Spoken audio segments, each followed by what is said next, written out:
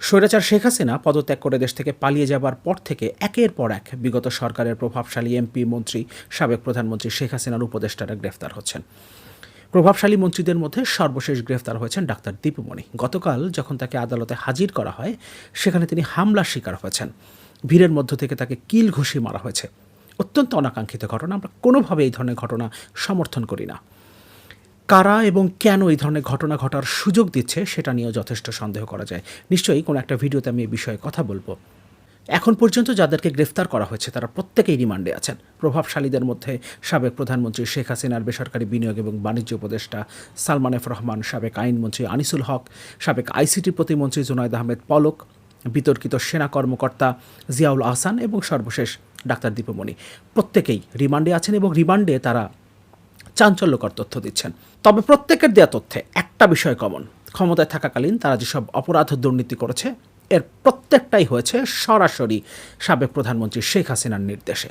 বিরোধী মতের উপরে যে দমন পীড়ন, নিপীড়ন, নির্যাতন চালানো হয়েছে, যে দুর্নীতি লুটপাট হয়েছে, এর প্রত্যেকটাই হয়েছে শেখ হাসিনার পরিকল্পনা এবং নির্দেশনা অনুযায়ী।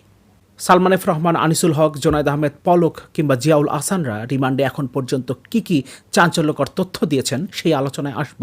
তার আগে আরেকটা বিষয় আমরা একটু দেখে নেই। পিলখানা হত্যাকাণ্ডে নিহত মেজর জেনারেল শাকিল আহমেদের ছেলে একটা সংবাদ সম্মেলনে দাবি করেছেন এই হত্যাকাণ্ডে সরাসরি বাংলাদেশের সাবেক প্রধানমন্ত্রী শেখ হাসিনা জড়িত। তিনি আরও দু একজনের নাম উল্লেখ করেছেন। আমরা একটু শাকিল আহমেদের বক্তব্যটা দেখি। পিলখানা হত্যাকাণ্ডের বিচারের দাবিতে এই সংবাদ সম্মেলনের আয়োজন করা হয়, যেখানে তিনি জানান পিলখানা হত্যাকাণ্ডে শেখ হাসিনা, তাপস ও সেলিম জড়িত। পৃথিবীর ইতিহাসে এমন কোনো ঘটনা ঘটেছে বলে জানা নেই যেখানে রাষ্ট্রের প্রধানমন্ত্রী অর্থাৎ শেখ হাসিনা অন্য একটা বিদেশি রাষ্ট্রের সঙ্গে ষড়যন্ত্র করে রাজধানীতে ৫৭ সেনা অফিসারকে হত্যা করে। শাকিল আহমেদের ছেলে কথাগুলো বলছিলেন সংবাদ সম্মেলনে। পিলখানা হত্যাকাণ্ডের সঙ্গে সাবেক প্রধানমন্ত্রী শেখ হাসিনা, শেখ ফজলে নূর তাপস ও শেখ ফজলুল করিম সেলিম সরাসরি জড়িত বলে অভিযোগ করেছেন বিডিআর বিদ্রোহে নিহত মেজর জেনারেল শাকিল আহমেদের ছেলে রাকিন আহমেদ ভূঁইয়া। রাকিন আহমেদ বলেন, এক আওয়ামী লীগ নেতা ফোন করে আমাকে বলেছিলেন ওনার নেত্রী অর্থাৎ শেখ হাসিনা আমার বাবা মাকে জবাই দিয়েছেন। যদি বেশি বাড়াবাড়ি করি তাহলে বাবা মার মতো আমাকেও জবাই দিয়ে দেবে। রাকিন আহমেদ বলেন, গত ১৫ বছরে পিলখানা হত্যাকাণ্ডের বিচারের ট্রায়াল বা তদন্ত আমরা মানি না। কারণ প্রধান যে হত্যাকারী, নির্দেশদাতা, তিনি নিজেই তখন ক্ষমতায় ছিলেন। খুনি কি তার নিজের বিচার করবে? মুখ বন্ধ করে রাখতে হয়েছে। কেমন করে তদন্ত ট্রায়াল প্রভাবিত করলো, ডাল ভাতের কথা বলল, নীরবতায় সব সহ্য করতে হয়েছে। এখন যেহেতু তিনি ক্ষমতায় নেই এবং পদত্যাগ করে তিনি দেশ থেকে পালিয়ে যেতে বাধ্য হয়েছেন, এ কারণে এখন শাকিল আহমেদের ছেলে তার পিতামাতার হত্যার বিচার চায় এবং অন্যান্য যারা শহীদ হয়েছেন পিলখানা হত্যাকাণ্ডে তাদের পরিবারের সদস্যরা বিচার চাইতে এসেছিলেন। এই সংবাদ সম্মেলনে তারা কথা বলেছেন। আমরা একটু কালের কণ্ঠের একটা রিপোর্ট দেখি। সালমান এফ রহমান, জুনায়েদ আহমেদ পলক, জিয়াউল আহসানরা রিমান্ডে কি ধরনের তথ্য দিচ্ছেন। কালের কণ্ঠ বলছে, আসছে ভয়ঙ্কর সব তথ্য। রিপোর্টে বলছে রিমান্ডে বেরিয়ে আসছে ভয়ঙ্কর সব তথ্য। গ্রেফতার হওয়ারা বলছেন দেশের বড় বড় দুর্নীতির সবকটির সঙ্গেই জড়িত ছিলেন সাবেক প্রধানমন্ত্রীর ঘনিষ্ঠজনরা। বিশেষ করে তার আত্মীয় স্বজনদের কারণে ব্যস্ত সময় পার করতে হতো বিভিন্ন মন্ত্রণালয়ের শীর্ষ কর্তা ব্যক্তিদের। তবে তাদের বেশিরভাগই কমিশনের বড় একটি অংশ নিজেদের পকেটে রেখে দিতেন। আবার অনেক কর্তা ব্যক্তি সাবেক প্রধানমন্ত্রী শেখ হাসিনার পরিবারের কথা বলে নিজেরাই বাগিয়ে নিতেন বড় বড় কাজ। রিমান্ডে জিজ্ঞাসাবাদে গ্রেফতারকৃতদের এমন তথ্যে রীতিমতো চোখ কপালে উঠেছে তদন্ত সংশ্লিষ্টদের। তদন্ত সংশ্লিষ্টরা বলছেন, নিউ মার্কেট থানার একটি হত্যা মামলায় গ্রেফতার করা হলেও তাদের বিভিন্ন বিষয়ে জিজ্ঞাসাবাদ করা হচ্ছে। তবে তাদের দেওয়া সব তথ্য এখনই আমলে নেওয়া হচ্ছে না, এগুলো যাচাই বাছাইয়ের কাজ চলছে। একই সঙ্গে গ্রেফতার ব্যক্তিদের সম্পর্কে আগে আসা অভিযোগগুলো খতিয়ে দেখা হচ্ছে। সূত্র বলছে, সাবেক প্রধানমন্ত্রীর বেসরকারি বিনিয়োগ বিষয়ক উপদেষ্টা সালমান এফ রহমান শেয়ারবাজার কেলেঙ্কারির বিষয়ে এখনও মুখ না খুললেও বেশিরভাগ সময় তিনি নীরব থাকছেন। সালমান এফ রহমানের ফোনালাপ সামাজিক যোগাযোগ মাধ্যমে ফাঁস হওয়ার বিষয়ে প্রশ্ন করলে তিনি দাবি করেছেন বিষয়টিতে সজীব ওয়াজেদ জয়ের নির্দেশনা ছিল, আমি কেবল মেসেঞ্জার ছিলাম মাত্র। সালমান দাবি করেছেন তথ্য প্রতিমন্ত্রী মোহাম্মদ আলী আরাফাত নির্বাচনের বিষয়ে যাবতীয় নীল নকশা করেছিলেন। কেবল নির্বাচনের জন্যই তারা কয়েকজন শত কোটি টাকা নিজেদের পকেটে ভরেছেন। জ্বালানি সেক্টরের সব কিছুই নিজে ডিজাইন করতেন নসরুল হামিদ বিপু। বাপেক্সকে দেশের কল্যাণের বাইরে নিজের কল্যাণে ব্যবহার করতেন বিপু। গ্রেফতার হওয়া সাবেক প্রতিমন্ত্রী জোনায়েদ আহমেদ পলকের দাবি, সরকারের নির্দেশেই তিনি অপরাধে জড়িয়েছেন। তিনি একজন ব্যবসায়ী ছিলেন, তার কাছ থেকে বড় অঙ্কের টাকা নিয়ে মনোনয়ন দিয়েছিল আওয়ামী লীগ। কাকে কিভাবে এবং কত টাকা দিয়েছেন তা সবিস্তারে বর্ণনা করেছেন তিনি। একাধিক সূত্রে জানা গেছে, আওয়ামী সরকারের প্রতিমন্ত্রী হিসেবে দায়িত্ব পালনকালে পলক লোপাট করেছেন কয়েক হাজার কোটি টাকা।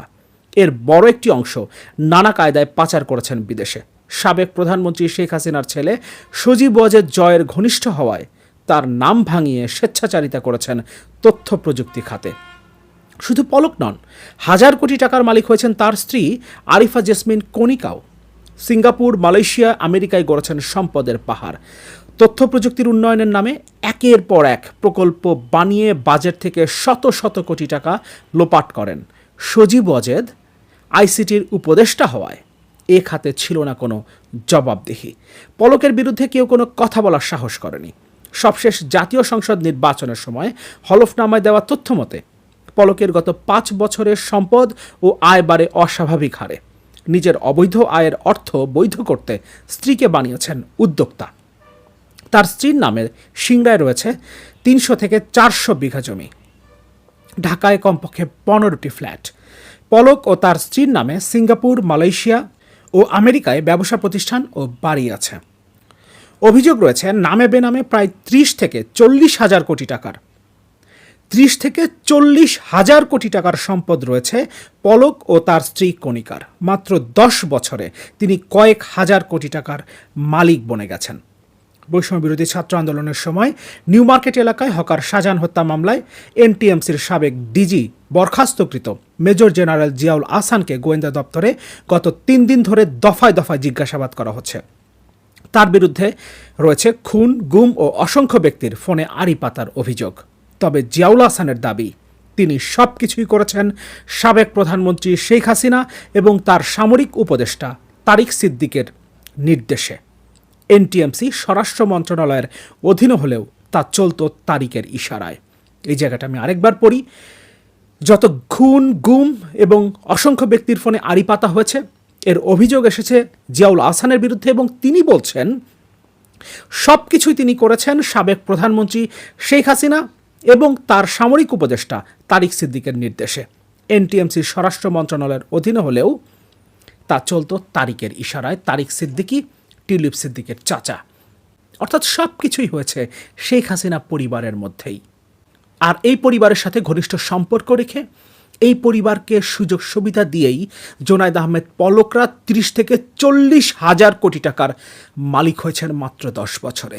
বুঝতেই পারছি কিভাবে দেশের টাকা লোপাট করা হয়েছে এবং এর পেছনে শেখ হাসিনা এবং তার পুত্র সজীব ওয়াজেদ জয়ের পাশাপাশি আছে শেখ হাসিনার বোন শেখ রেহানা, এমনকি তার কন্যা যিনি যুক্তরাজ্যের লেবার পার্টির এমপি সেই টিউলিপ সিদ্দিকীও।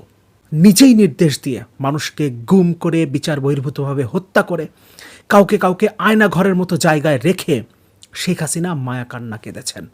অনেক পরিবারকে তিনি গণভবনে ডেকে এনেছেন এবং তখন তিনি তাদেরকে সান্ত্বনা দিয়েছেন। আমরা সে সময় শেখ হাসিনার চোখে পানিও দেখেছি। অথচ সেই হত্যাকাণ্ডগুলোর, সেই গুম, আয়নাঘরে বন্দি করে রাখার নির্দেশগুলো শেখ হাসিনার কাছ থেকে এসেছে। জিয়াউল আহসান, যার মাধ্যমে শেখ হাসিনা এই কাজগুলো করেছেন, তিনি নিজেই সেটা স্বীকার করেছেন। কত বড় পাষণ্ড অমানুষ হলে এই কাজগুলো করা যায়। আর শেখ হাসিনার পুত্র সজীব ওয়াজেদ জয়, মোহাম্মদ আরাফাত, জোনায়েদ আহমেদ পলকদের মতো তার কিছু বন্ধুকে বসিয়েছিল মন্ত্রিসভায়, যারা 10 বছরে 30 থেকে 40 হাজার কোটি টাকার মালিক হয়েছে। শুধুমাত্র 2018-2024 সালের নির্বাচনকে কেন্দ্র করে কয়েক হাজার কোটি টাকা পকেটে ভরেছে মোহাম্মদ আরাফাতরা। তাহলে আমরা বুঝতেই পারি এদেরকে দিয়ে শেখ হাসিনার পুত্র সজীব ওয়াজেদ জয় কত লক্ষ কোটি টাকার মালিক হয়েছে এবং কত লাখ কোটি টাকা দেশ থেকে বিদেশে পাচার করেছে।